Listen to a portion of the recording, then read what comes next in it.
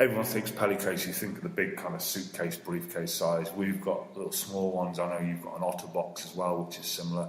But the small ones for drug ampules, all that kind of thing. We've got the really big one that we take on remote care clinics. It's got the dividers and places for syringes and all that kind of stuff. I love them. There is a time and a place for them, though. Yeah. But for things like whitewater rafting, canoe expeditions, more open canoe than kayak, electrical gear, your laptop, your sat phone, pour them all in one of them, and it's going to be safe. And plus, especially waterborne, they float. Yeah, yeah. So as long as you can... Normally they come in black, probably not the best colour. We've obviously got the yellow ones, or a sort of orange. Depending on what you're doing, a big pile of black Pelicases look good, but it might not be practical if it starts to be washed down the river, because you'll probably never see it again. And depending on where you're travelling as well, the black ones can look a bit military as well. You look very military. Pelicases, there must be... Attracts the attention of the BDI and the customs officials and the local security forces. Let's have a look in. I have travelled before with a Pelicase inside of a civilian holdall, just so you avoid certain countries' customs looking at you like that. Yeah. But I love them. I think they're fantastic, particularly if you're going to be on an expedition with a base camp. Send all of your comms equipment, all of your medical equipment, and you know it's going to be easy to store, easy to transport. They're not practical for carrying in your hand, obviously, but you can slide the smaller ones in the back of a rucksack. And that way, if you're tempted to throw your rucksack down and sit on it during a lunch break or a rest stop, you're not going to crush your vials and destroy all your kit. Yeah, I think for anything really valuable, you should see if there's a case that will fit it as an option. We go to the other extreme, the opposite end of the spectrum, the completely soft, small, personal travel medical kit, if you like. Life Systems is a great one. And you've got Adventure Medicine that produce these small, lightweight medical kits that come in individual med kits, small group, mountain leader or team leader kits. They're commercial, off the shelf, very simple items. You get plasters, blister kits, elastic bandages, gauze bandages. Not ideal for advanced life support, but it's got all the basics in there to manage your day-to-day cuts and scrapes that you're likely to encounter on an expedition or a wilderness trip. And then there's normally space in there for you to add other items or specific items. I like them. I've had the Life Systems Mountain Leader one, which is the largest, I think. Obviously, I've taken some bits out, added things in. It's got useful things like tweezers for thorns and splinters. I like them, especially if you're doing an expedition, or because they have a range of off-the-shelf, you can buy the smaller ones to give to each individual. So they have essentially an individual first aid kit. Then that leaves you to either buy the larger one if you don't have time to source different places to buy kit. You've got a reasonably good medical kit with you. You keep the larger one, everybody can dip in and out the little one, and then that saves your kit for when it all goes really wrong. I think that's key, isn't it?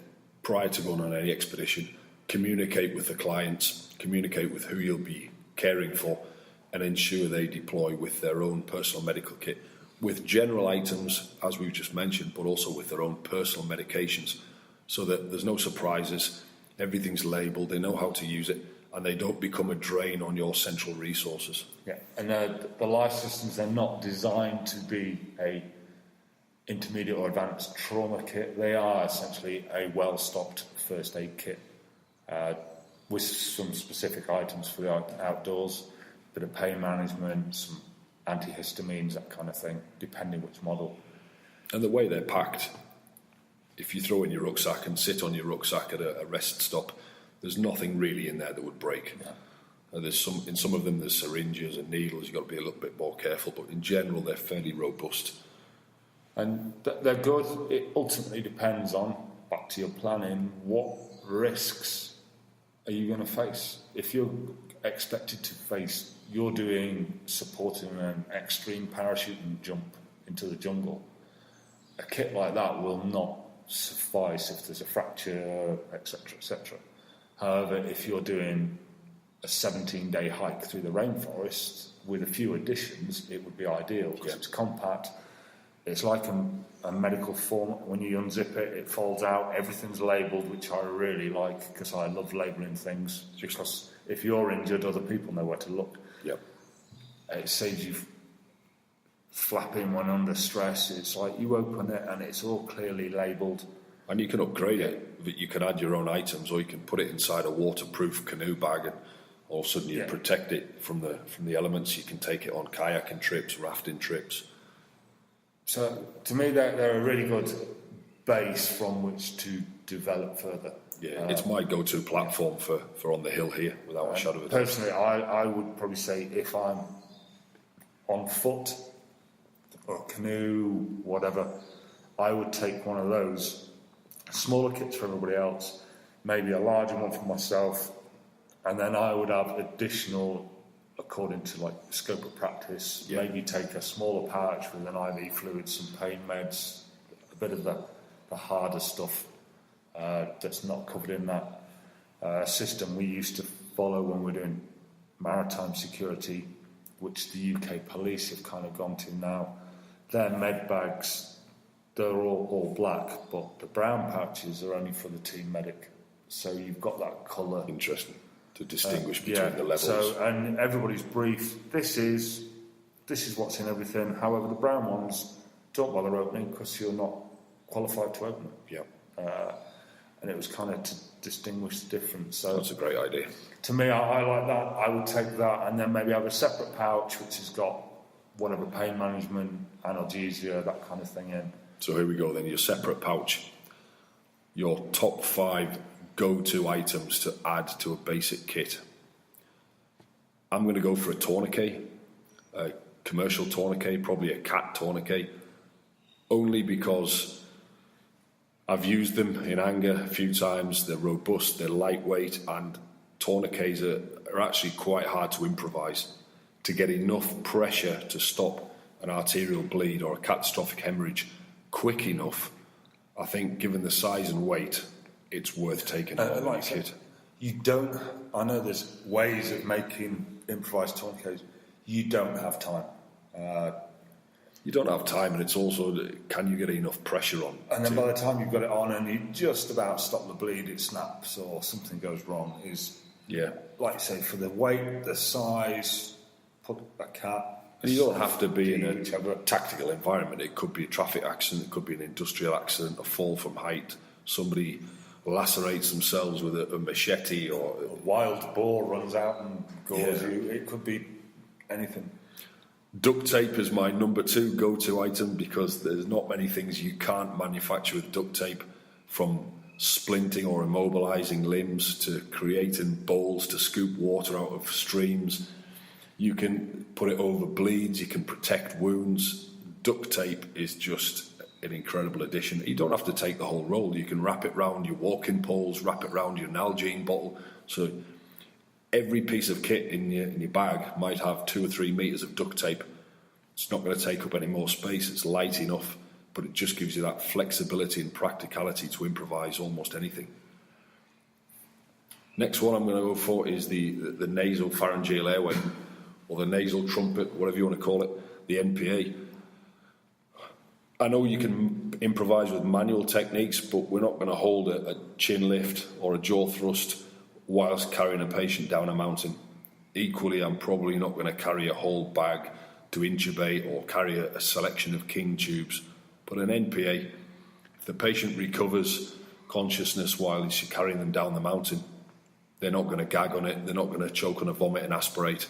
It's small enough, it's light enough, it's easy to use. For me, that's the go-to airway management tool.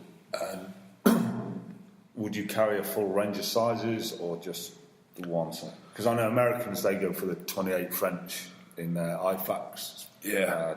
I generally, with an adult group, I'm going to go with the UK side. I would take a 6mm or a 7mm for men and women. But again, it depends who's going in your group. Have you got some large adults, so you're taking kids? Part of your pre-planning. Yeah, absolutely. But like you say, you don't need a full range from 0 to 50. Is 6 or 7, because that's the mid-range of adult females and adult males, so it should fit both. Yeah, and change it with every group. Every time you go away, assess your group prior to travelling. So still on airway management, almost airway and breathing, I would take a 14 gauge needle to do a needle decompression for tension pneumothorax. Because, again, you don't have to be in a tactical environment. It doesn't have to be a gunshot wound. It could be a climber has fallen from height and created a chest injury through landing on rocks. You can't improvise. Ultimately, you need surgery. You need a chest tube. But as a temporary fix in the field, you can decompress a tension pneumothorax. And without a 14 gauge needle, you can't do it. It's one of the few things you can't improvise with duct tape. Aspirin, we could talk about pharmacology and medicines. I think we can probably do another couple of podcasts on that. But if I had to pick 2 medicines to take, I would take aspirin, because it's going to help you with myocardial infarction. It's also a useful painkiller for low-level pain. Multi-purpose, like everything in your kit needs to be multi-purpose to reduce size and weight. And then probably an EpiPen or a vial of epinephrine. Again, if you've got bites and stings or an allergic reaction from local foods, you can't improvise epinephrine. You can improvise everything but drugs.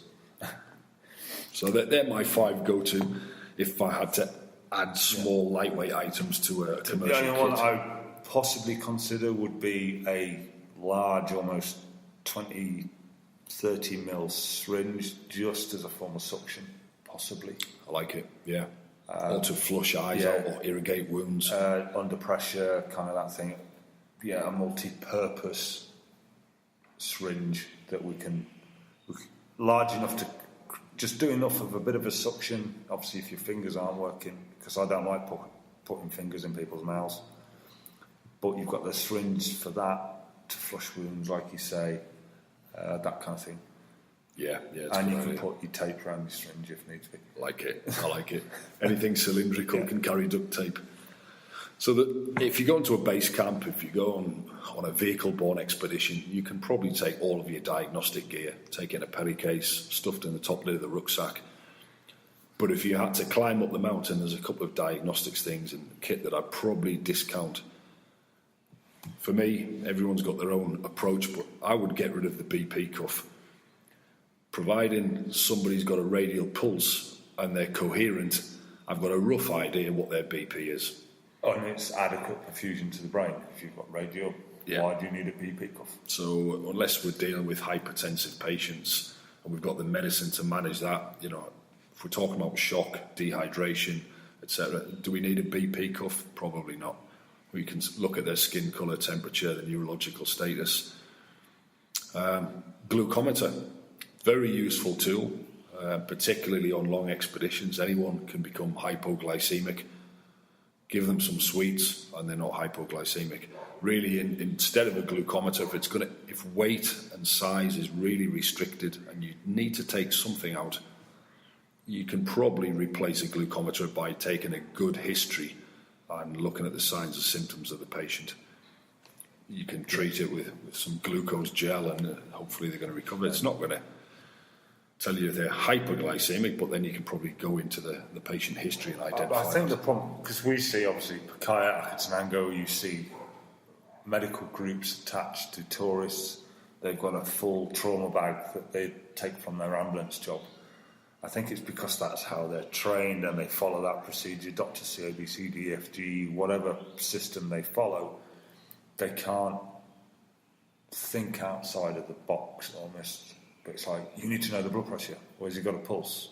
And like you say, if it can reach your wrist, it can reach my head. Yep. That's good enough. It's not perfect, but he's got adequate perfusion. It's another tool. Sugar.